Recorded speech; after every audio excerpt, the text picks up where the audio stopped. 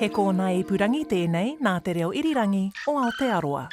This is Mediawatch. I'm Colin Peacock. This week we look at the latest figures for advertising income, which is the lifeblood of the media industry, apart from the parts of it like RNZ, funded from the public purse to provide a public service, of course.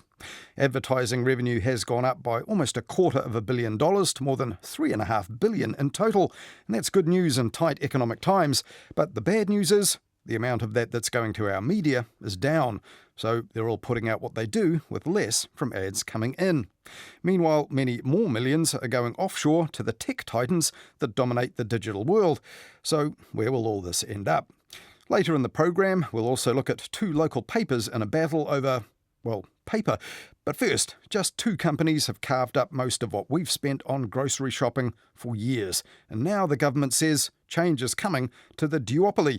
So why was that met with undue apathy by many in our media? Fundamental reforms to our planning rules in relation to housing and targets. If we can get all that done in 3 years, frankly, I'll be very proud of myself and the government, and it will make for a much better housing market from 2026, 27 onwards. We're going to talk RMA reform in a couple of minutes, which I know will have everyone very excited indeed.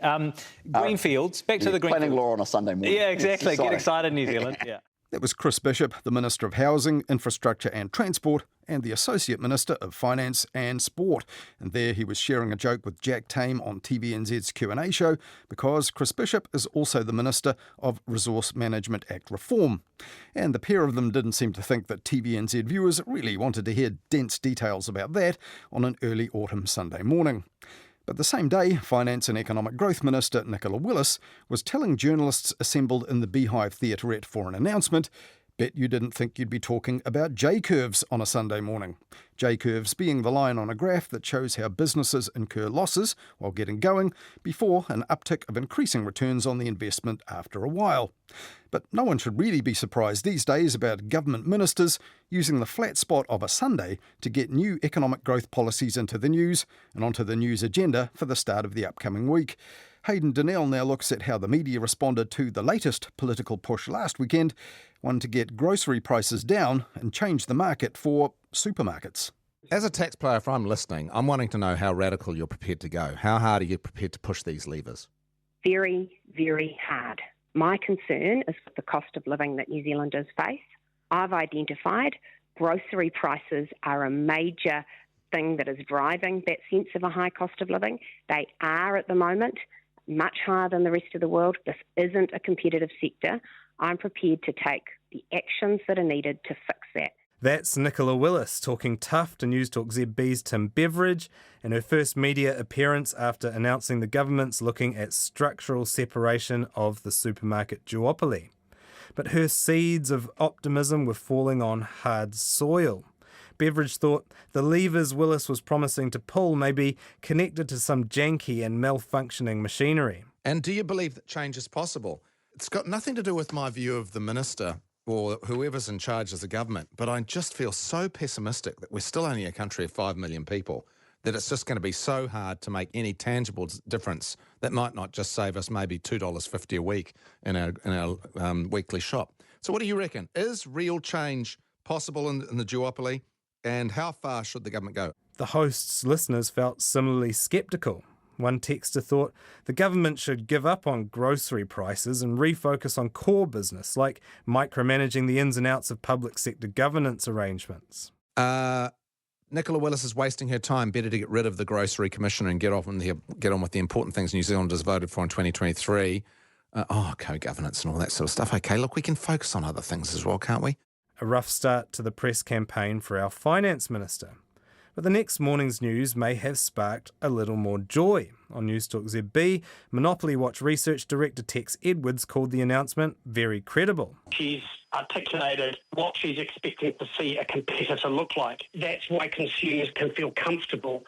There's not going to be some small 10-store competitor. Edwards says it seems the government is preparing for litigation. Economist and fellow anti-monopolist Ernie Newman adopted an equally sunny tone. Ernie Newman told Andrew Dickens he was sceptical before the announcement, but is impressed by what he's heard. Nicola Willis has come through as a minister on a mission, and I've been enormously impressed with her language and her determination and the homework she's done. They got backup from the NBR's Lachlan Colquhoun, who said Willis should stop pulling levers and press the big red button instead, with his article urging her to go nuclear on supermarkets. At Stuff, Brianna McElwraith looked at the big names that might be eyeing the New Zealand grocery market, including Aldi, Lidl, Amazon Go and The Warehouse. But the respite for the Finance Minister was brief. Back on Newstalk ZB, breakfast host Mike Hosking was dismissive over what he called the government's finger-wagging at the supermarket duopoly. She's been telling us this for a year and a half. So Sunday was the day, except it wasn't. It was yet another diatribe about what needs to be done, what could be done, what might be done. There were more threats, more possibilities, more questions, more investigations. It was also a speech of hopeless contradictions. On one hand, she was telling us how hard it was to enter the market at scale, how big a risk that was, and then she was telling us this was a $24 billion sector.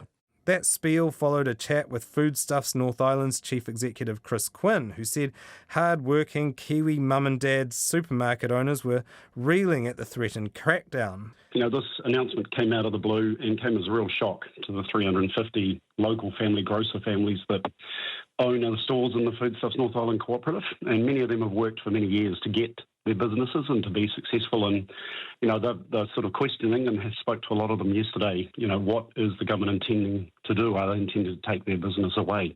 Perhaps they shouldn't have been quite so shocked, given Willis said the government would aggressively pursue extra competition in the supermarket sector 6 weeks ago in a speech given at Waikato University.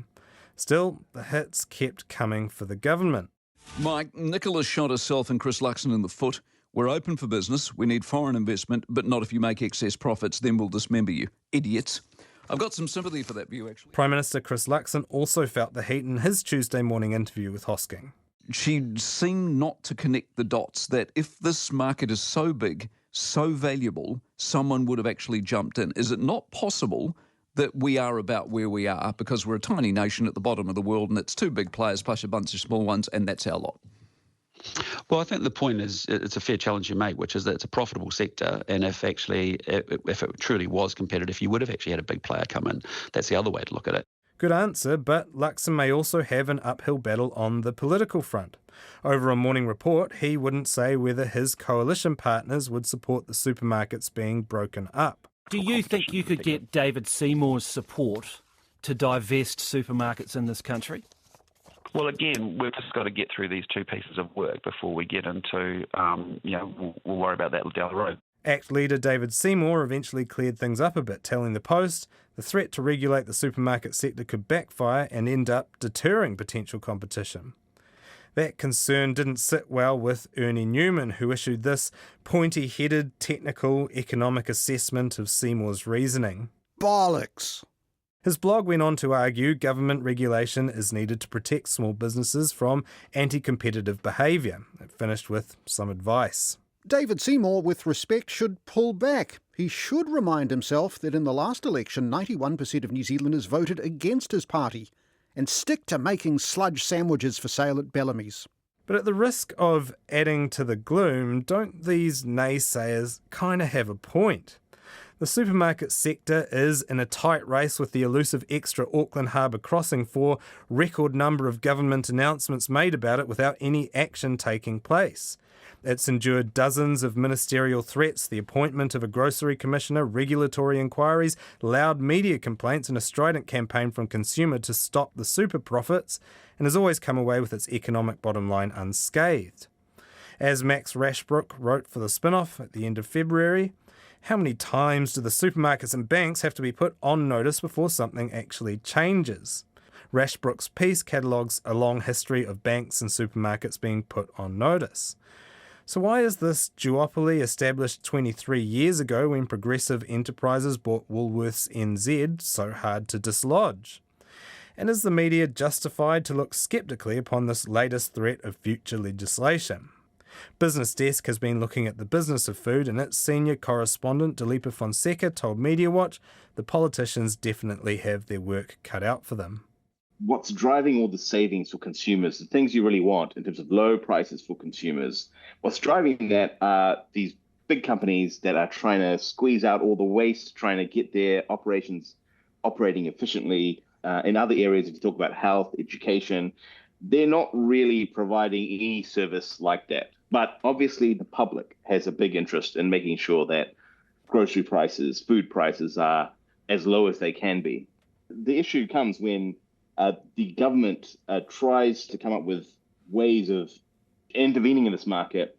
It's never as simple as many of the policymakers make it out to be or think it is at the beginning. What goes into the final price you pay at the supermarket, the profits taken by the supermarket retailers, even if they are outsized, that's only one portion of the price. So it's a complex issue.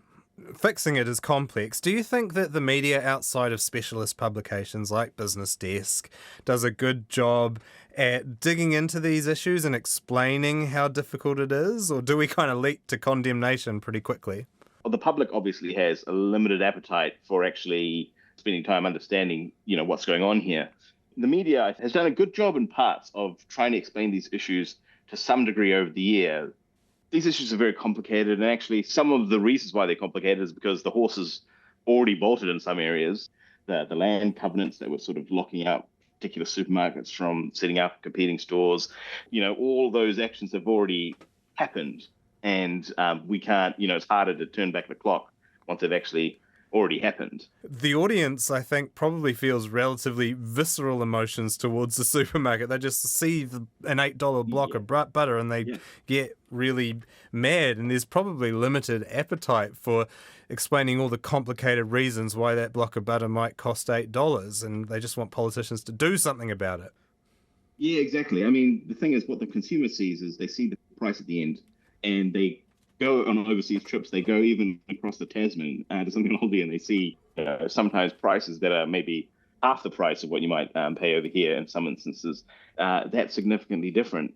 So it's very complicated to, I suppose, get across all the reasons why that is. But for media and explaining that the reason why policymakers have to kind of take their time with some of these things is because it can easily go wrong.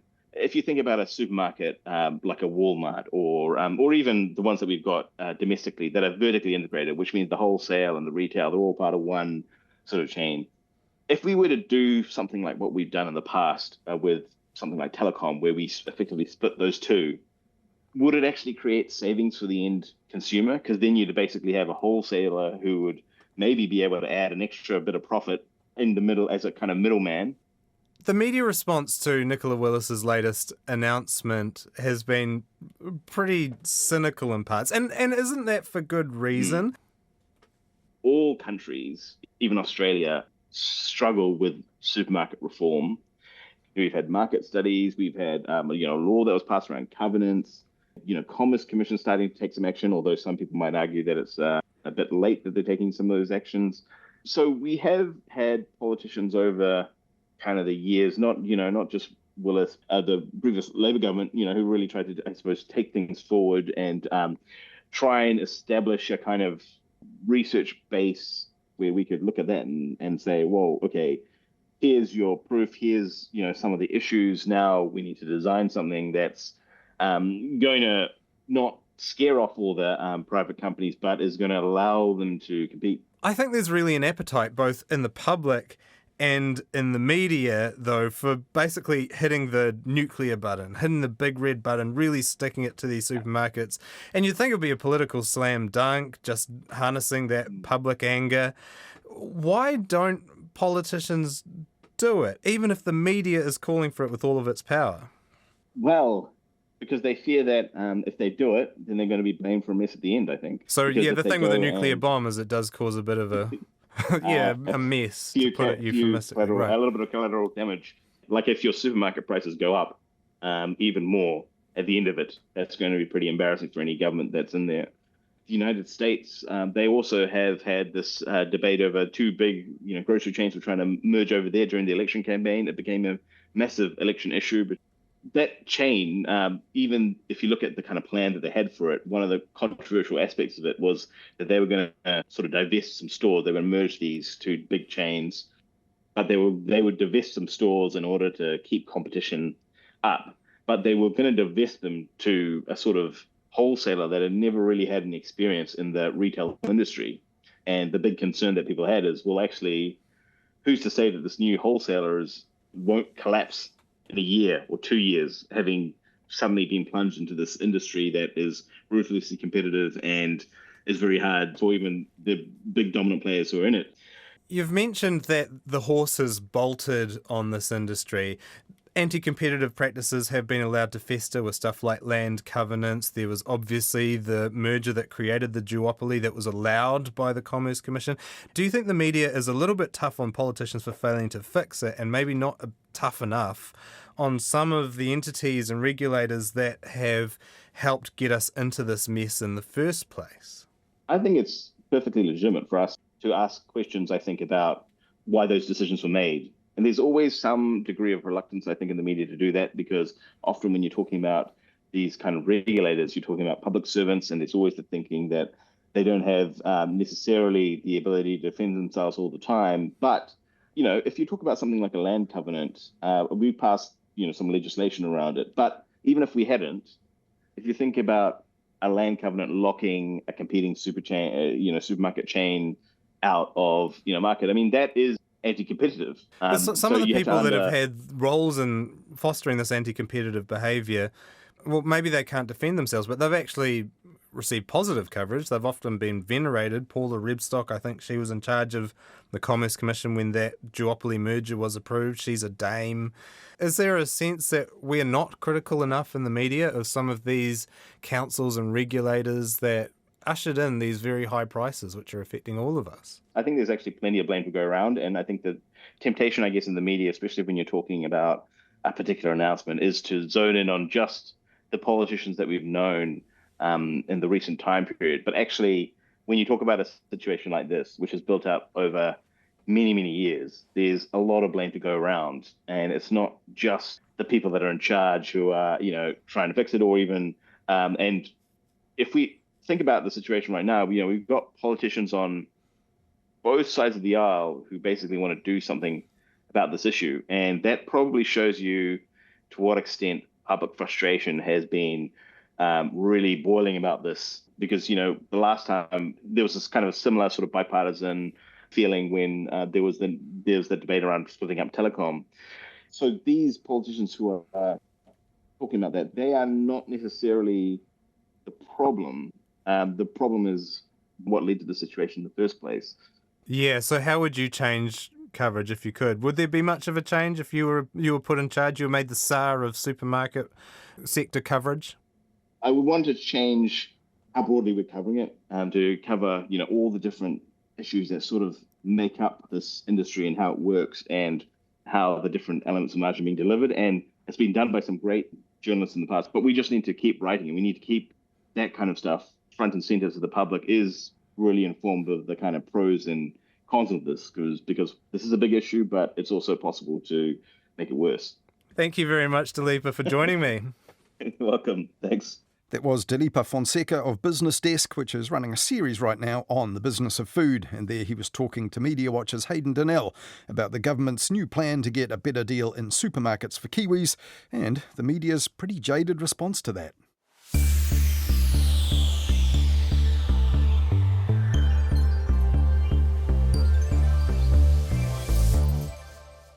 Well, as we've just heard, the government announcement that it's putting supermarkets on notice, again, was timed on Sunday to get onto the news that night and again the next morning. And it did.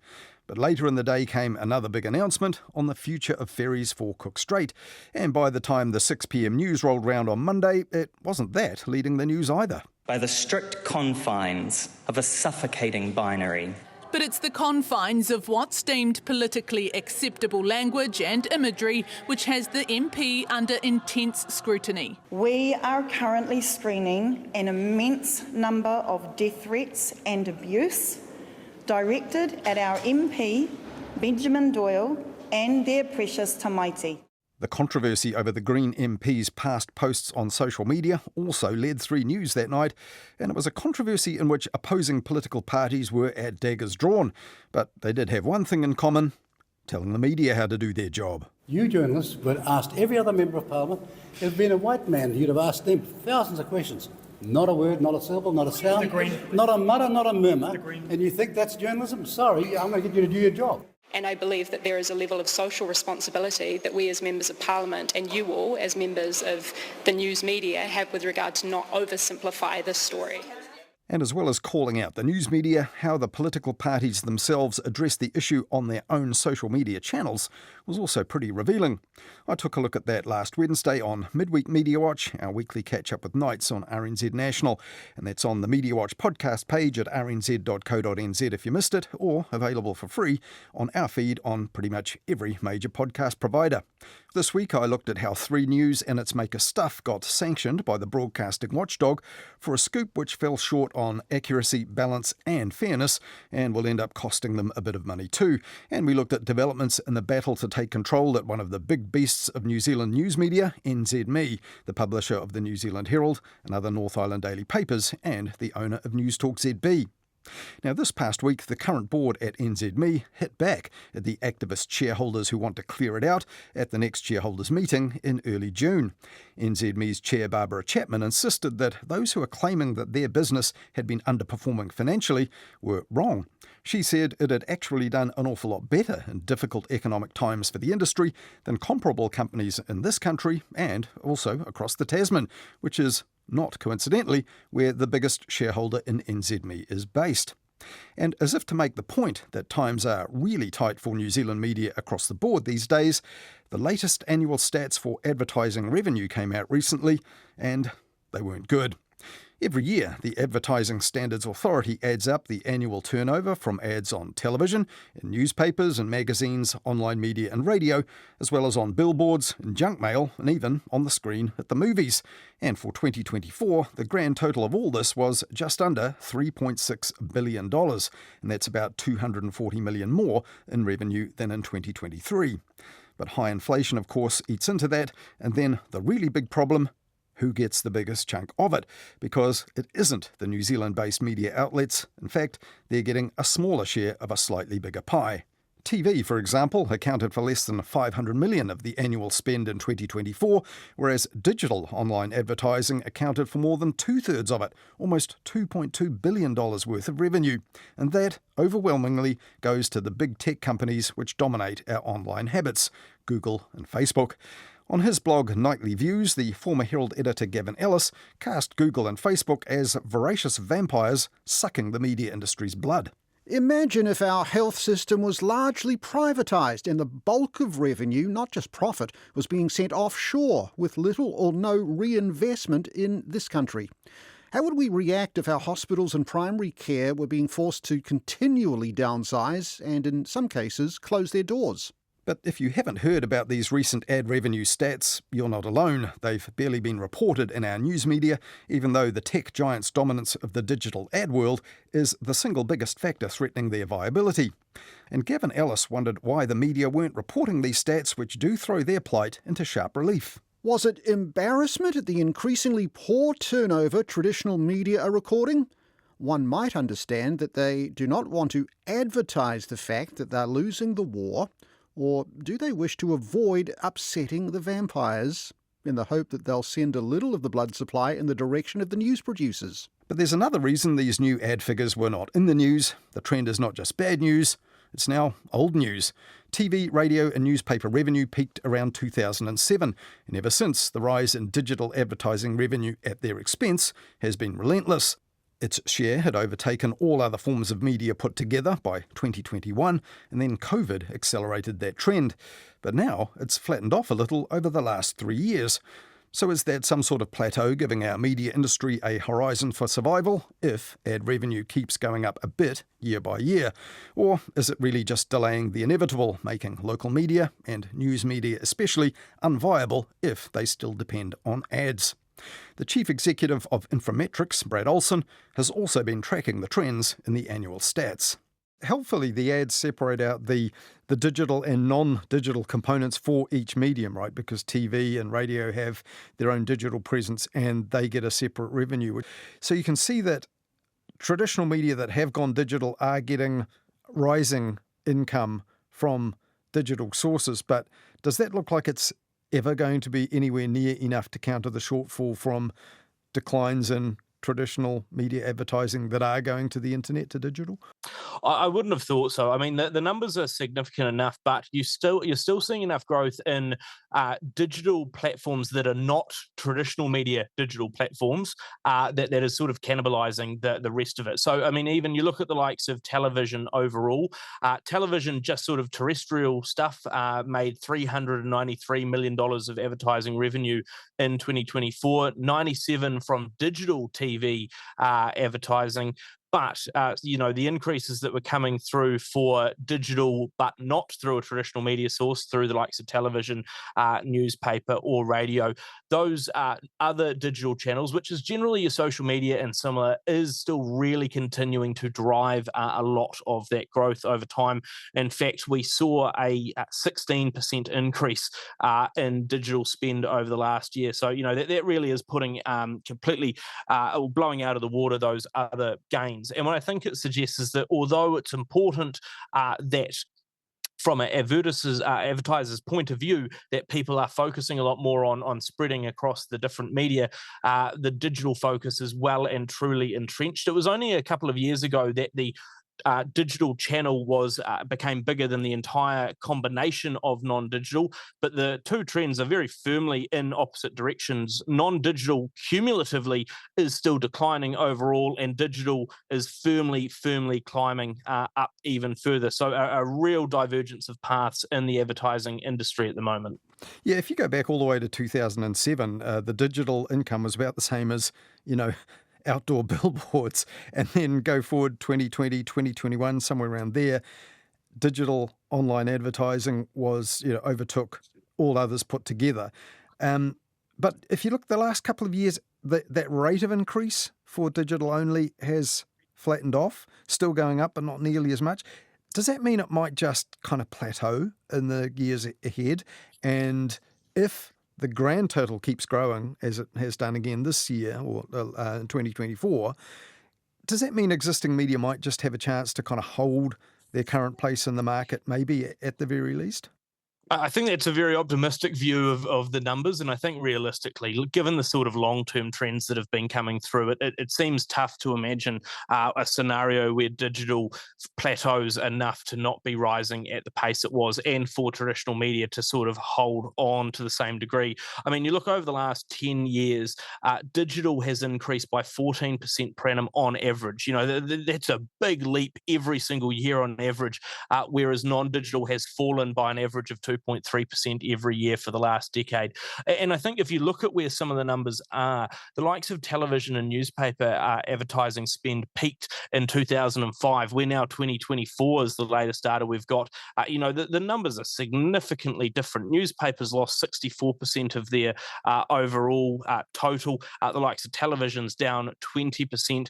Magazines have halved. I mean, the numbers, even if they do start to plateau a bit, are still in a very, very difficult, very precarious situation, I think, for media. So there are some changing trends, but equally we have seen, of course, that there is a bit of economic cycle that plays into this as well. Even in in tougher economic times, you often see the advertising slows back, and that's likely to be true even for digital. It does mean that when the economy starts to get going again, I wouldn't be surprised to see a larger amount of that additional ad spend start to go into digital platforms rather than through other media. And so if you're in a boardroom, you'd be realistic about that, I guess. But if you're making funding decisions for the government, I mean, should they be factoring all this in too, about where public money is going? Oh, I think absolutely. And I think when we look at the trends, I mean, it's not like this has shown up overnight. It's been pretty clear and consistent to everyone in the media, everyone who's been buying ad media spots and similar over a long period of time, that that's where there are shifts towards. I do think it's interesting, though, to recognise that this is also a reflection effectively of how humans are now operating and where our eyeballs are or our ears start to listen into. It is in that sort of digital platform. And that's why I think it is encouraging to sort of see still the growth in digital for traditional media platforms like television, radio, and similar, that their own offerings are still growing ad spend as well, because it suggests that there is a need to move with the times and that media are over time adjusting. It's just that the shift towards digital and particularly non-media digital platforms has been so significant over such a period of time. For the government, of course, they're trying to figure out, well, how do you, one, ensure that there is a viable media landscape going forward, but secondly, how do you do that when there are such difficult decisions to be made around international obligations and international operators, and also the fact that we know that there is concern around the likes of trust in media and in government and across the board. And often when money is put forward or when regulation is put forward, that can worry some further around that sort of trust and the eroding of trust. Yeah, for sure. You did a really interesting thing a year ago when you looked at the trends. You went all the way back to the early 1960s using, I think, annual stats yearbooks to work out the amount of ad spending on what you call core media, because obviously long before digital options existed, and as a percentage of GDP. So if you take that 50-year span, I mean, has ad spending in the media always been around about the same proportion of our actual GDP? No, it hasn't. And that was the purpose we wanted to look at this sort of figure, because, of course, you know, the amount of ad spend is changing all the time, and there's obvious changes in the types of mediums that people are using. But we wanted to figure out, because of how much we assumed that ad spending was tied to the economic cycle, we thought, you know, how do we try and prove what's going on there and sort of what the size, if you will, or the relative size of the ad market was. If you go back sort of through the 60s, you were talking somewhere between 0.8 and 1% of GDP. The lowest it got was sort of around that 0.8% mark.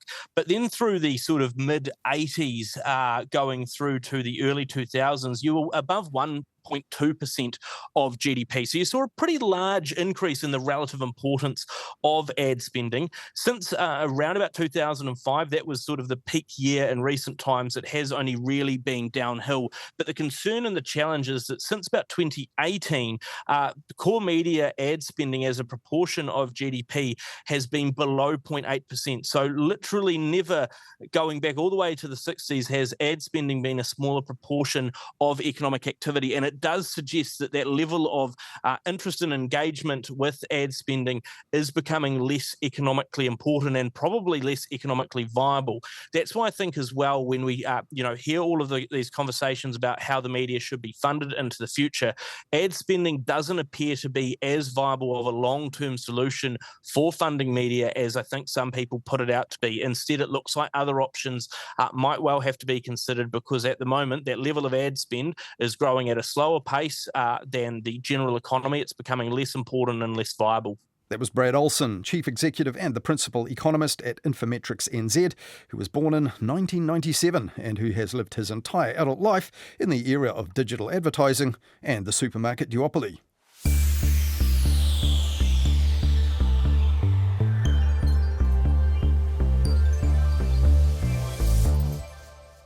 And finally, this weekend on Mediawatch, back in the new year, the good people of Horowhenua looked likely to have to face life without a local newspaper. After more than a century in print, the Horowhenua Chronicle in Levin was being shuttered by cost-cutting owner NZME.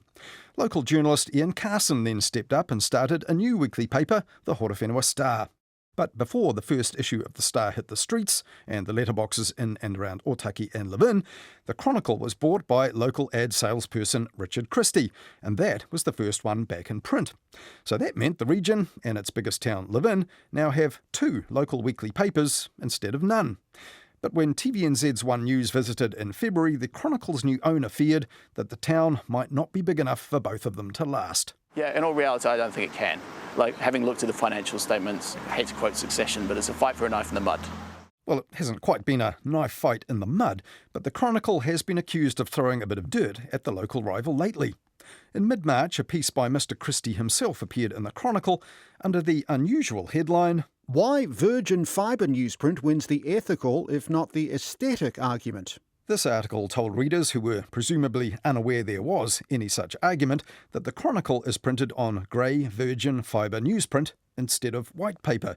It was good for nice photos, it cost less and can be recycled up to 8 times, he said, before noting that the rival Star prints on white paper, which he said appears cleaner. There's nothing wrong with that, he said, or the Star's printing company Beacon Print in Whakatane. But the white paper's bleaching process, he said, had a significant environmental impact and we can offer advertisers a stronger deal, thereby better positioning us for future growth in local journalism. A stronger deal than, presumably, the competitor, the Star. And in conclusion, Richard Christie said, in short, the aesthetics of white paper may be appealing, but the environmental and financial benefits of virgin fibre newsprint win the day. But the following week, the Chronicle published a clarification that said that the bleaching that may be used for the 52 GSM Norbright paper that's used to print the Horowhenua Star does not have significant environmental consequences. The Chronicle apologised to those who were upset by this article, which it turned out included the Star's printer's Beacon Print, described by the Star's Ian Carson as irate. So while that apology is now out in black and white in the Chronicle, the Star might question whether it's worth the paper it's printed on, which is the grey virgin fibre newsprint, as you'll remember.